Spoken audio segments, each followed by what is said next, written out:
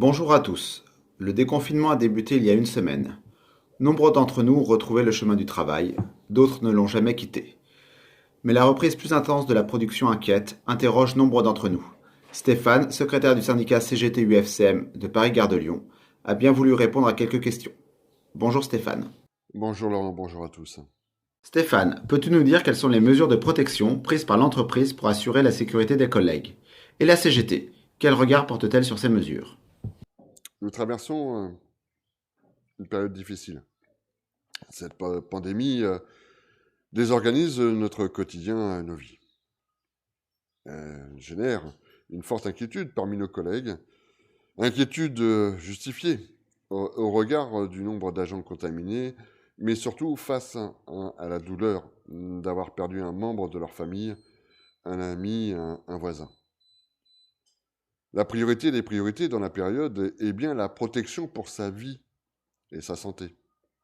Alors, cela passe par les gestes barrières, la distanciation physique, le port du masque.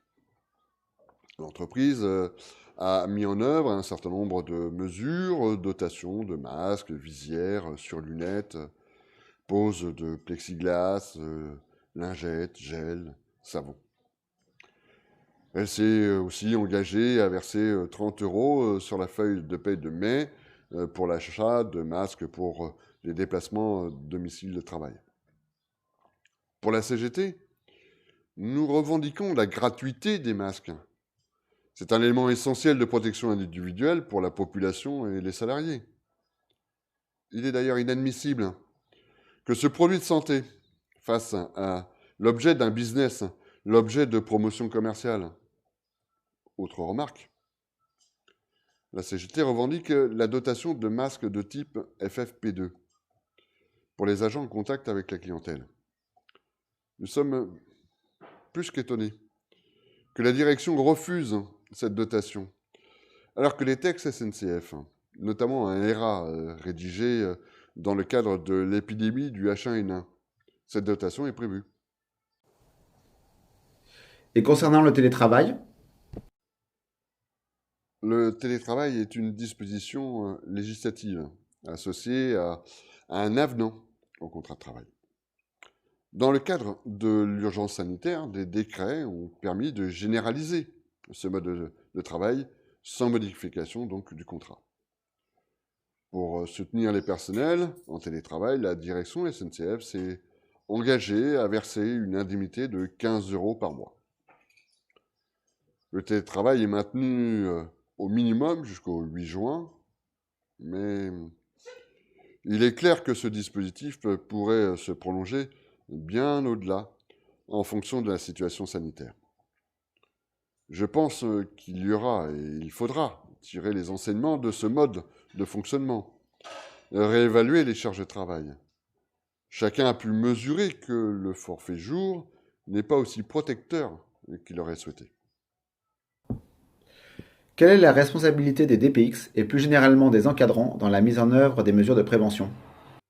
Je le disais en préambule, nous n'étions pas préparés à vivre une telle situation. L'encadrement n'est pas formé aux pratiques médicales. Il ne lui appartient pas de définir les conditions de travail en période de Covid-19. Si les RPX accompagnent leurs agents, notamment dans le cadre de la reprise du travail, la direction doit fournir des guides et conseils clairs, accompagner les maîtrisés cadres. Il est à souligner que dans le cas d'un agent qui serait amené à contracter cette maladie, la responsabilité de son hiérarchique pourrait être engagée. L'essentiel reste et demeure se protéger et assurer la protection des autres. Et pour finir, le jour d'après, qu'est-ce que ce sera selon la CGT cheminot? Cette crise sanitaire aura de multiples conséquences. Conséquences sociales. Nos relations aux autres ont et devront changer. Conséquences économiques, dont nous ne mesurons pas encore tous les effets. Mais le jour d'après ne peut pas et ne doit pas être sur la même base. À l'exemple de notre système de santé, pendant plus d'un an, ces personnels ont alerté des difficultés, de la limite atteinte. Il a été plus que plébiscité pendant le confinement. Le domaine de la santé, de l'école, des transports doivent faire l'objet d'une révision des politiques menées. Pour ce qui nous concerne, et parce que nous nous sommes construits sur un modèle et un esprit de service public, de répondre aux besoins de la population, nous avons été capables de réaliser des TGV sanitaires. Il est à signaler la performance de nos collègues, qui en quelques jours ont réussi à mettre en œuvre ces circulations. C'est bien cet attachement des cheminots qui ont permis cette prouesse, alors que, depuis le 1er janvier, nous sommes éclatés en 5 sociétés anonymes. L'avenir du chemin de fer est toujours posé. Nous sommes acculés avec un déficit annoncé de plus de 2 milliards. La variable d'ajustement, l'emploi, ne pourra pas tenir. La sortie de cette crise doit être une sortie de casse, remettre sur le rail le service public.